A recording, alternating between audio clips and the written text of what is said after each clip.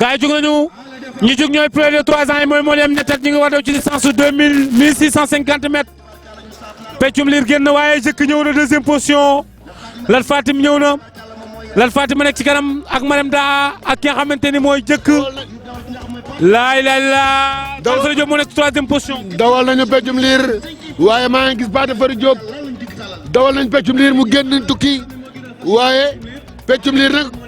Lat Fatim ma nekk ci kanam. Lat Fatim ma nekk ci waaye peccum liir moo jëlee fas yi. moo jëlee fas yi. peccum liir moo jiite fas yi Lat Fatim ma nekk ci kanam. jëkk nekk deuxième position jëkk jugee foofu nga xamante ni mooy kii Adja ci Diop ñu ngi noonu ci tournalu 200 mètres bi bu ñu ñëwee dañuy dellu Lat Fatim ma nga ci kanam jëkk ko sikkimu jëkk ngi nekk ci wetam jëkk ñëw na ci wetam. ma Diop dawal nañu Lat Fatim waaye jëkk da koo ñëw déglu ko ak deuxième position waaye Amina ngi taxaw troisième. Amina ngi taxaw troisième position. Amina ngi taxaw troisième position ànd ak nag jëkk ànd ak Lat Fatim ñu ngi ne. Lat Fatim ma ngi ci kanam ba léegi Fallou Diop ko. dawal nañu Lat Fatim dawal nañu Lat Fatim ma nga yokk distance waaye gars yi ñu ko sikkimu jëkk ñëwaat na Marème Da ñëwaat na 4e position ki nga xam la ilaha illallah. Monsieur Anta Ndiaye ak Lat Fatim Anta Ndiaye. Anta Ndiaye ak Tooji Baaw Anta Ndiaye waaye dawal nañu nag ki nga xam ne mooy jëkk dawaat na fekk ko waaye Fallou Diop a nga tëdd rek ma Diop ña nga ne la di wiiri bu ñu wiiree bu ñu ñëwee dañuy téye ma Diop. bu ñëwee dañuy téye. dawal Fatim ma nekk ci kanam ba léegi. dawal nañu Pathé Fary Diop ma Diop dawal nañu Pathé Fary Diop waaye ndeysaan picc mu rey gaynde na ci kanam ba léegi picc mu rey gaynde na ci kanam ba léegi ku ne man nga raw sa morom. Lat Fatim ma nekk ci kanam ba léegi Lat Fatim ma nekk ci kanam ba léegi jëkk ko topp Lat Fatim jëkk ñu ngi ci 200 mètres bi attention les is Lat Fatim jëkk Lat Fatim jëkk Lat Fatim jëkk attention les is Lat Fatim jëkk Lat Fatim jëkk Lat Fatim jëkk Lat Fatim jëkk premier Lat Fatim deuxième jëkk troisième numéro 5 nekk ki nga xamante ne mooy jamono. Siré Anta Ndiaye Lat Fatim Anta Ndiaye ma joojo benn doomu yaay aji baawo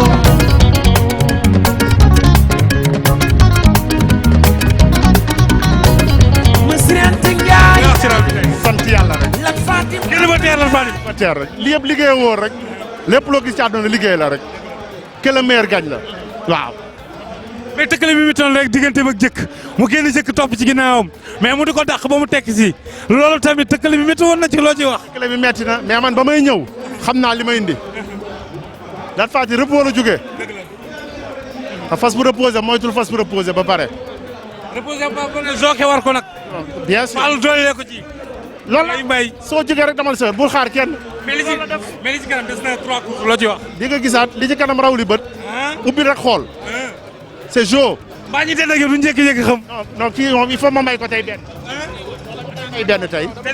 dama koy féliciter quoi dama koy féliciter. waaw vraiment mérite la quoi. waaw fair play mérite la quoi. baax na ci de. non jaajëf jaajëf. nuyu naa la. maa la fay tey li nga rawante génn ba xëy teer dawante ku mel ni jëkk ñëpp ni jëkk dafa mën a daw tey Lat Fatim du ko daw nga génn ngay rawanteeg 3 fas ki nga xamante ne mooy Marème Da Amine ak jëkk nga raw leen génn ba teer loolu lu waral loolu. waaw loolu dañ kaa liggéeyoon rek dañ kaa liggéeyoon tey ñu ne dañuy intercalé tey mu jug fas yu neex ma am bon départ xam nga rawante day changé mën na la jugal toog tey nga jug bu am bon départ rawante day laaj nga dem dama noonu la demee dan maa waxoon ma intercalé mais ba ma jugee am bon départ damaa dem yamale gisuma kenn ba fa nu war a dawalee ma dawal yàlla may ma dam di si dolli di sant yàlla bu wér. jërëjëf Fall. jaajëf maam. yéen waa Igri Cuuj tey ñu gis ngeen jël ñetti fas dawal ko ci benn catégorie ba pare day nan ngeen dawale noonu. non ni ñu dawalee day wax dëgg yàlla parce que xam naa ni comme borom kër gi ñëwul loolu moo fi mënoon nekk moo tax ñu indi fas yooyu pour indi woon na kii mais erreur daf cee am parce que Lat Fatim. loolu bi Lat Fatim génnee. ma di dawale baaxul njuumte day am mais ni ñu ko dawale tey baaxul comme moom kenn la fa ñett toog ci ginnaawam di ko seetlu bu ñu fekkante ni expérience am na waruñu ko def waroon nañu yebal kenn mu seeti ko mais nag erreur il faut mu am ñu nangul ko xam ni yeneen course ak ñëw ci ganam yàlla nañu yàlla may ñu mën a rattrapé parce que loolu moo fi nekk quoi.